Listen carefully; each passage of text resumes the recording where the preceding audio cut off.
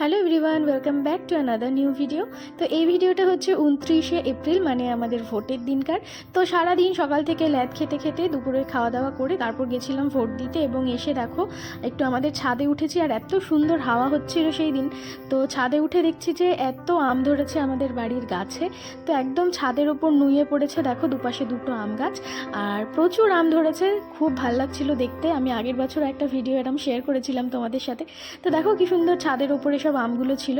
আর ছাদের এই পাশটা দিয়ে দেখছি ওই যে আমার একটা জেঠি ওইখানে শুয়ে শুয়ে আমার সাথে কথা বলছিল। তো এত সুন্দর হাওয়া চারিদিকে, এত সুন্দর একটা পরিবেশ, ভীষণই সুন্দর লাগছিল।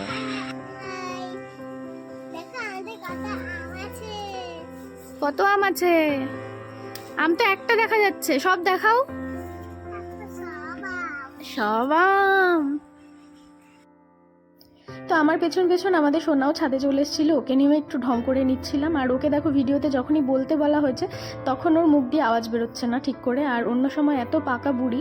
তো যাই হোক, তারপর নিচে চলে এসেছি, এবং দেখো এই যে আমাদের ঘরের সামনে দারুণ দারুণ সব গোলাপ ফুটেছে। এত সুন্দর লাগছে ফুলগুলো দেখতে।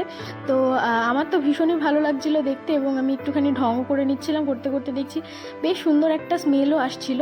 তো আমার দেখা দেখি এই যে আমাদের দিশারানী, মানে আমার বৌদি, ও বললো আমাকেও একটু ছবি তুলে দে, আর আমি সেই ফাঁকে কিন্তু একটু ভিডিও করে নিয়েছি।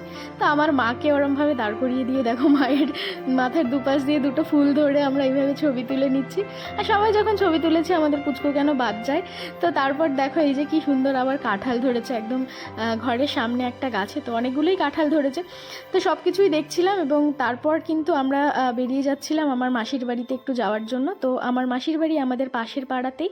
তো আমরা একটু বিকেলবেলায় সুন্দর করে মানে হাঁটতে হাঁটতে মাসির বাড়ির দিকে যাচ্ছি। আর যেতেই কিন্তু এই যে আমাদের গোলো বাবার সাথে দেখা হয়ে গেল। তো গোলো বাবাকেও কোলে নিয়ে আবার মাসির বাড়ির দিকে যখন যাচ্ছিলাম, এত সুন্দর একটা নাজারা চোখে পড়লো। এত সুন্দর একটা মাঠ, দেখো কি সুন্দর ধান হয়ে রয়েছে। তো তারপরে এই যে দুটো পুচকু ছবি তুলে দিলাম, একটু ভিডিও করে নিলাম এত সুন্দর একটা পরিবেশের সাথে। আর তারপরেই চলে গেলাম মাসির বাড়ি, আর গিয়ে বৌদি এত সুন্দর একটা চাউমিন বানিয়ে খাওয়ালো।